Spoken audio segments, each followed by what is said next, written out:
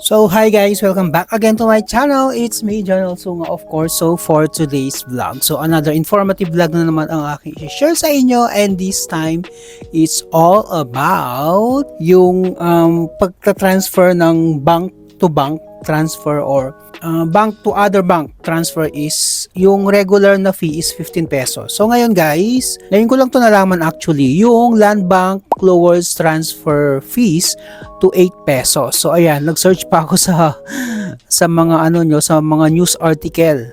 So na-lower na daw into 8 pesos yung bank transfer from Land Bank to other bank. So usually kasi dati yung ginagamit ko is InstaPay, which is 15 pesos. Nagulat ako nung nag-transact ako na 8 pesos na lang ang charge ng Land Bank to other. Usually kasi pag nagta-transfer ako is Land Bank to GCash. So ganun lagi yung ginagawa ko, GCash to Land Bank tapos Land Bank to GCash. Siyempre natuwa ako kasi 8 pesos na lang down to 15 pesos. Kasi usually before kasi guys, yung sa Land Bank to GCash o Land Bank to other bank, ang charge niya is 15 pesos. Pero meron siyang free of charge. 3 beses ka makakapag-transfer ng 1,000 and below na free of charge.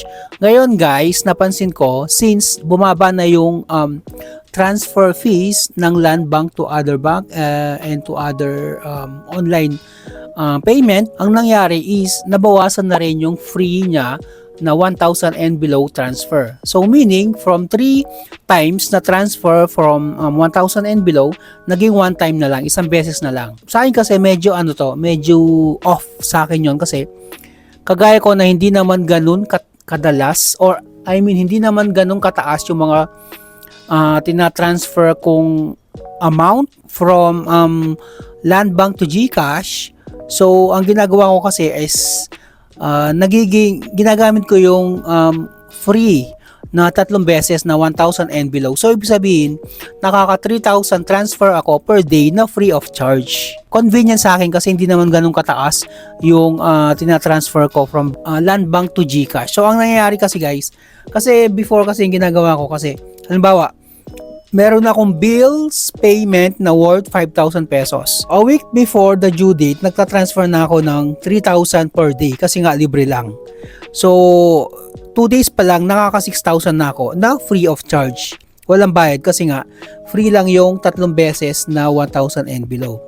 Ngayon guys, ang nangyari is 1 time na lang yung free nila na 1,000 pesos. So, kailangan mo pang umabot ng 5 days bago ka maka 5,000 pesos na free. 5 days mo munang mabubuo, which is before is 2 days lang, makaka 5,000 pesos ka na free of charge. So, yun yung isa sa mga pinaka-cons para sa akin na hindi disadvantage nung 1 time lang na free na 15 na free of charge from Land Bank to other bank. So ayan, yun lang naman.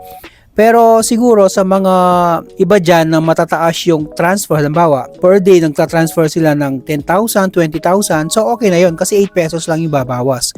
Pero sa mga kagaya ko na hindi naman ganun kataas yung tina-transfer ko, nagta-transfer lang ako ng 500, 1,000 per day, sayang, nasasayangan ako or nakukulangan pa ako dun sa free nila na 1,000 pesos and below.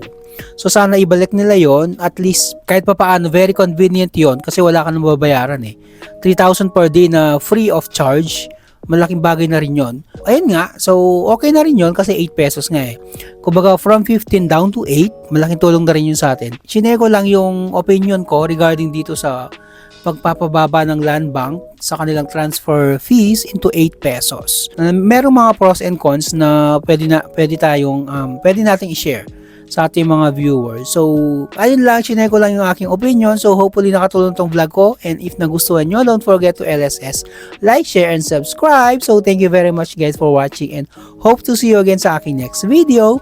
Ito pa rin si Jonel.